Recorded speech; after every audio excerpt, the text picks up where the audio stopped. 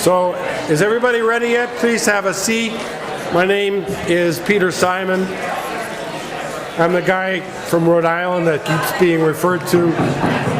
And I'm really pleased that this has happened, and I want to thank all you people from New Jersey for doing this. I could never in a million years imagine a better way of starting a relationship with people who are critical to helping these kids who've been exposed to lead make it through the biggest social challenge that we throw at kids, which is education.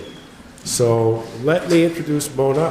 Mona Hanna-Atish is a friend that I made, I don't know, it must have been about a year ago, when I retired from the health department of Rhode Island, and I use Google products, so I get a Google message whenever anything shows up in the news about lead poisoning, childhood lead poisoning. And I started reading about what was going on in Flint, and I reached out to some people I knew at Michigan State and people at CDC, and I said, how do I get in touch with Mona? And it happened, and we started an exchange of emails. I sent her what I thought was some useful information. I'm not sure exactly how good it was. And she's doing an incredibly important, although it's only one town in Michigan, but it's an incredibly important experiment to see whether or not we can actually prove that ready, shoot, aim actually works. So we've been taking our best shots at lead poisoning in kids for a long time. I remember in the 60s being educated about how lead levels of 60 were bad for people. So Mona, I'm going to advance your slides. Make sure you speak up into the microphone so everybody can hear you, and take it away. Awesome, great. Can you guys hear me okay? Yes. Great. It is an honor to be with you today. I wish I could have been there in person, but I'm out of town, and this is the second best. I have an echo. Do you guys have an echo? No. Okay, great. I'll talk over my echo. So thank you. I applaud you guys for being part of this conference, for recognizing what lead does to our kids, and really taking a very proactive and preventative approach to mitigate all children's exposure to lead. So I'm going to spend a little bit of time talking about the Flint water crisis, what happened, but really spending the majority of my time talking about what we are doing, especially and really mostly in the field of education to mitigate this crisis, and really hoping to share what we're learning with others as the years progress. So next slide, Peter. So I think you should have a picture of water, right, coming out of our tap. So the Flint water crisis, hopefully if you haven't been underwater this last year, you've heard about what's been going on in Flint. So Flint is an almost bankrupt city under financial emergency that lost control of democracy. And in 2011, the state took over the control of the city with the sole focus of really austerity and saving money. And they tried to save money every which way with really no regard for public health. And in April of 2014, it was decided that the water that we had been getting for half a century from Detroit, which was fresh, pre-treated Great Lakes water, was too expensive. And we started drawing water from the local Flint River. And then you see that picture, it's hard to believe. It's absolutely surreal. This is a great American city in the middle of the Great Lakes, and the Great Lakes is the largest source of fresh water, and we have a clearly demarcated population that didn't have access to safe water. And right away, it didn't seem right. We had bacteria issues, we had boil advisories, we had high levels of disinfectant byproducts, and then we learned that the Flint water treatment was missing an important ingredient. It was missing something called corrosion control. Corrosion control is a necessary part of all water treatment. It's like a medicine that you put in the water treatment to prevent the pipes from corroding and really to prevent that lead from leaching out of the pipes and into our drinking water. And we have lead in all of our plumbing. Lead wasn't restricted until 1986 from our service lines, and it wasn't restricted from our brass fixtures until 2014. So for example, our Flint schools, so we're talking about education, they had no lead pipes because it's a big building, but they had a lot of lead in their fixtures and faucets. So all of those faucets had to be replaced with fixtures that were made after 2014. So this touches on why this is, lead in water is not a Flint issue. There's lead in plumbing everywhere, especially the Midwest and the Northeast. So this lack of corrosion control really created this perfect storm for this more corrosive water to be distributed into this aging infrastructure where there's also a lot of stasis in our infrastructure because of a population loss and because of really high water rates where people were conserving their water. And that created a perfect storm for lead that goes in the plumbing to leach into the drinking water and ultimately into the bodies of our children. So for 18 months, the people of Flint were literally told to relax while their children were drinking contaminated water. Next slide. So right when we really were able to prove that lead was increasingly in the bodies of our children, we put this lead exposure very much into the framework of toxic stress. So we've learned a lot from developmental neurobiology. We've learned about adverse childhood experiences. We've learned about toxic stress. We've learned that really early exposures to many things such as poverty, things such as lack of nutrition, things such as violence, things such as neurotoxins, detrimentally impact a child's neurodevelopment. And when those things happen really early in life, really from that prenatal to preschool period, it can have these life course trajectory altering consequences. So we were very much framing this added lead exposure as one added toxic stress that is impacting our children's neurodevelopment. Next slide. Did that just show the picture of the lead arrow? If it did, you can go to the next slide. So when we were able to frame this in the concept of toxic stress in this larger bundle of kind of neurodevelopment, we really were able to then have a framework of what to do next. Because our sheer focus was secondary prevention. We failed at primary prevention. We failed at making sure a population wasn't exposed to lead. So then what do you do next when a population is exposed to lead? You move on to the public health concept of secondary prevention. So how do we then preserve the tomorrows of our children? How do we build resilience? And that is really by this kind of wraparound public health approach that we have now created. But central to that is early education. Next slide. So this next slide is kind of a triangle, which really weights our interventions and our response in Flint, and really this community-wide response. So learning from brain plasticity and learning from how to buffer adversity, we are very much weighting what we do in that early childhood period for our children. And there's some things that need to happen throughout the life course of a child. For example, they need access to their medical home, they need great nutrition, they need help with transportation. But there's a lot that we can do from that prenatal to preschool period to buffer the impact of lead exposure. Next slide. So now I spend my day really trying to flip the story for our kids. I currently direct something called the PPHI Teams Initiative, which is a partnership between Worley Children's Hospital and Michigan State University, which have been in Flint really for over a century. And this initiative's overarching goal is to improve outcomes for our Flint kids with a vision of working with our community and our clinical programs, childhood health policy and advocacy, robust evaluation. We hope to be a center of excellence, mitigating the impact of this crisis, and really serving as a national resource for best practices. Next slide. Our work is divided into several teams, and I'm going to spend a lot of time talking about what we're doing in this child health and development team, where our goal is to advocate, implement, and assess child health and development programming interventions, but also to do the long-term assessment of these children for the next few decades or so. We're doing a lot around nutrition, a lot around health policy, both in Flint and in state and nationally, so that we can focus on lead elimination. We're doing a lot of work in health informatics, building a robust registry of our children and following them. And we're continuing our work in exposure assessment, really determining kind of what happened and the extent of what happened. Next slide.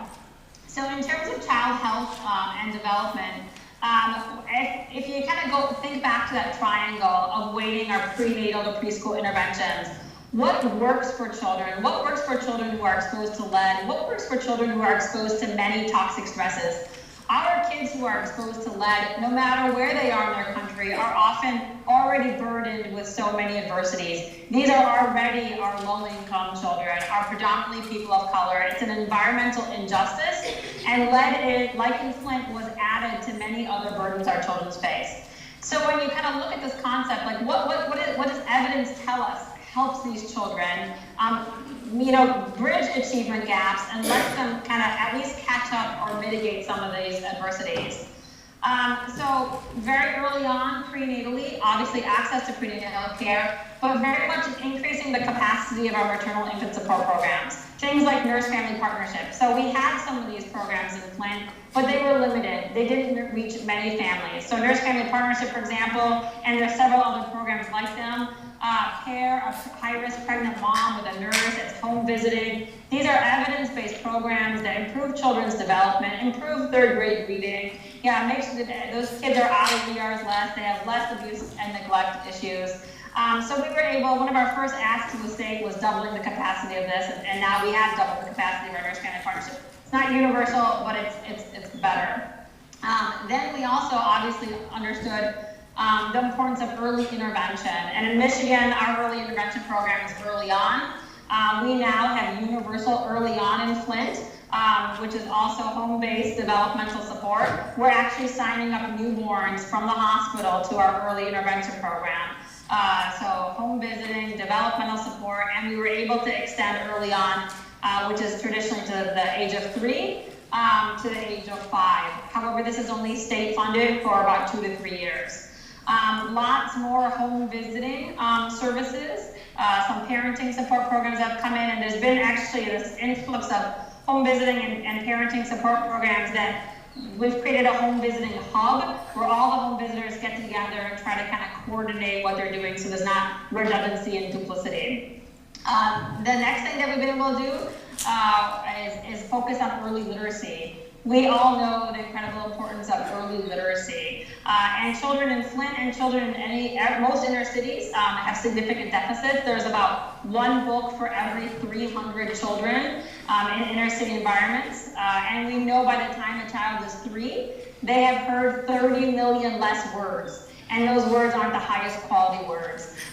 So we had really skeletal literacy, early literacy initiatives. And Flint is a small, big city, so we're able to do a lot of these things together. So we just got everybody around the table who cares about early literacy. So folks from our library and our literacy network and our schools and our preschools and our healthcare institutions. And we came under this banner called Flint Kids Reads. And we are changing really the culture of our community. We talk about food deserts, we had word deserts, we had book deserts.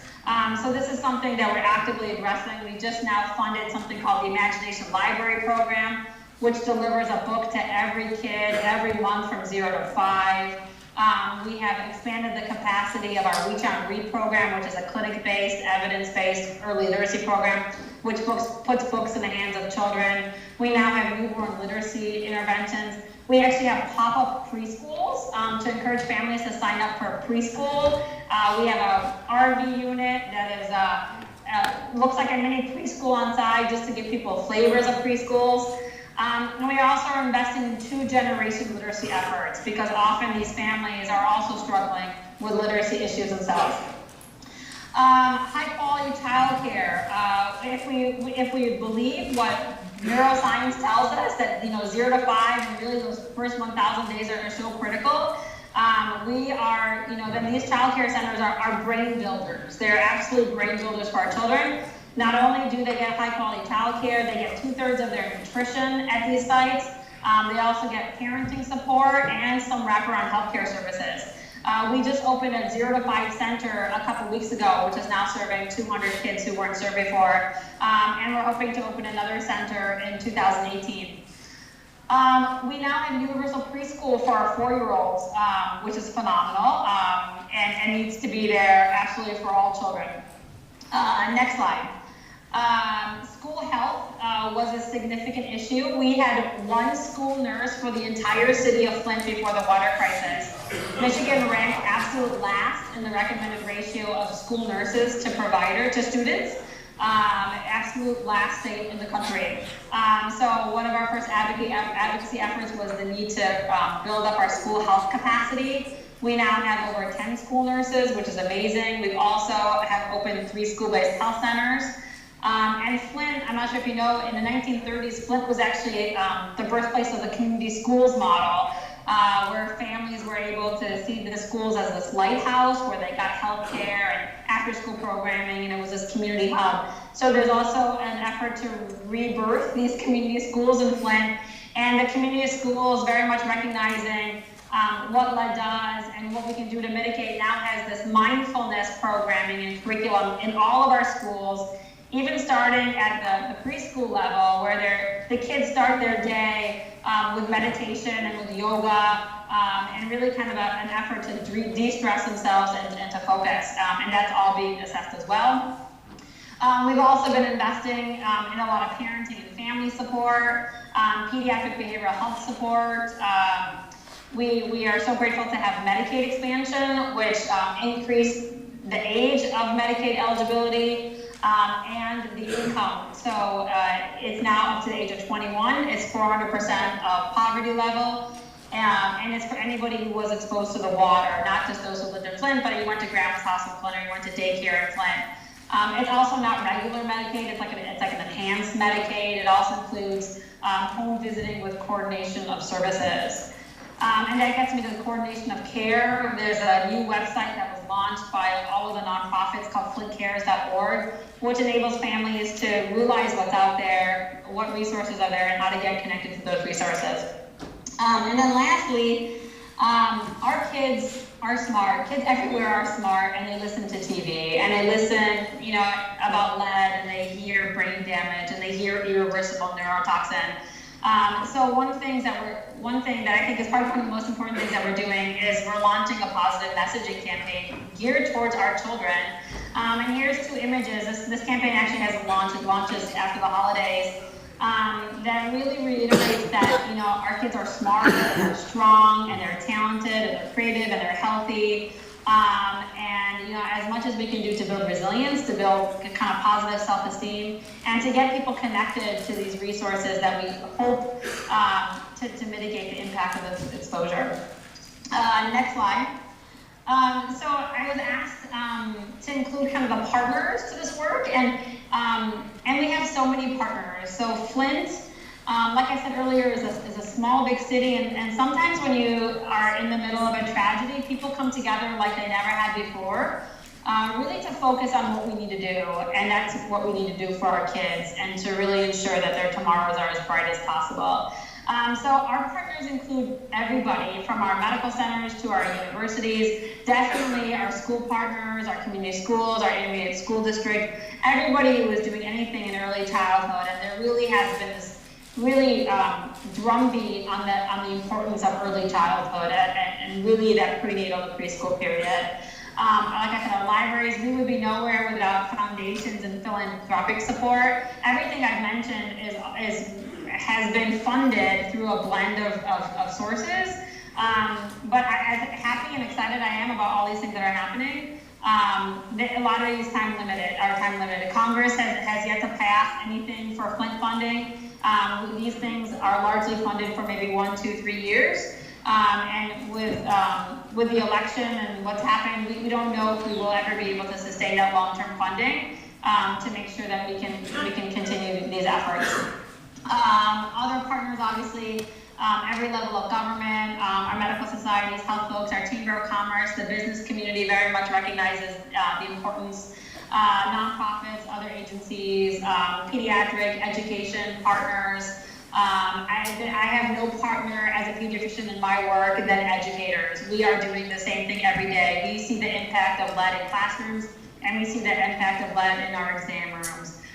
So we have been and continue to be partners in this work. Next slide. So we are developing really the the framework to robustly assess our work. So very much in my role as an academic, in this pediatric public health initiative work, we are working with state, city, community, federal partners, parents, to develop this robust registry that will track our children for the next few decades or so. And we really hope not to share the consequences of lead exposure because we know the consequences of lead exposure. But we really hope to share how we were able to provide our kids with a nutrient-rich environment, which really is centered around education, so that we can see when we do that, how can we mitigate the impact of lead exposure. We are also doing some more robust assessments in smaller cohorts of different children with different developmental screens and batteries and biologics. Next slide. The community has really also come together to focus on the tomorrows of our children. We have been blessed with so many folks who've donated water and filters, but really we recognized very early on that to really mitigate this and to really help our kids, we need to invest in things like early literacy programs and nutrition support and parenting support. So we have created this fund through our community foundation that will help support some of these things in the few decades to come. And I've talked a lot about Flint and what we're doing in Flint, but as long as I continue to have kind of this microphone, we're very much advocating for lead elimination at the state. Yesterday, the state of Michigan just released a report on lead elimination. How can we protect all of our state's children from lead exposure? We know we already have the evidence on its cost benefit. We already have the evidence on quality of life and economic productivity. But how do you really translate that to policies and political will to make sure that all of our children are protected? Because really the only treatment for lead is prevention. And then there's also some great work happening nationally at lead elimination. And then, like I said earlier, we are very much hoping to share what we have learned and what we continue to learn in Flint with other communities, because there are too many children who are unnecessarily exposed. And we have learned so much from science in the last few decades. We have learned that really it's those lowest levels that can cause this steepest decrease in children's cognition and behavior. So we need to translate that science nationally into political will, but we also need to develop the interventions, the evidence-based interventions to treat and to make sure that our kids who are exposed still have those brightest futures possible. So I will stop, and I would be more than willing to take any questions. Thank you, Mona. Any questions? Yes. My question is whether in other communities, and I'm Rebecca Morley, nice to see you.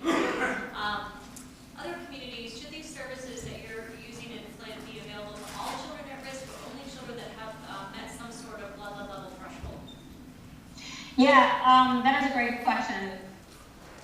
So your question was, should these services be available to all children who are exposed? So these are no-brainer interventions. These are things that all children should have. All children should have access to universal preschool and development support and healthcare access and literacy support. And we are definitely not basing anything on blood levels.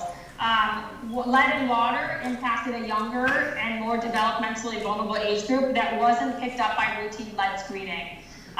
So it has in-utero exposure. It affected those babies on formula. The half-life of lead is very short. So we are, in Flint, we are very much taking this as an entire population was exposed.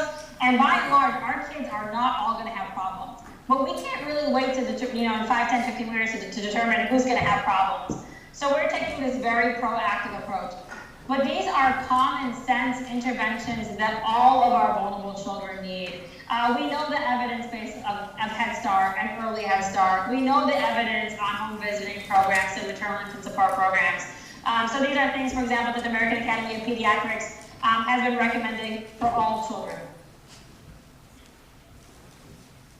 Another question? Yeah.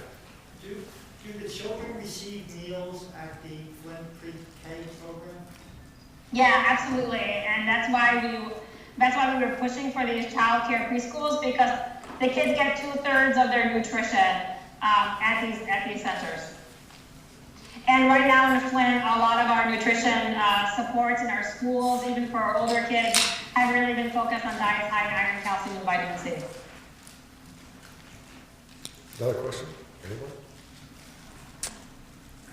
Anyone else? Going once? Going twice? Thank you again, Mona, very much for your, Thank you. for your time.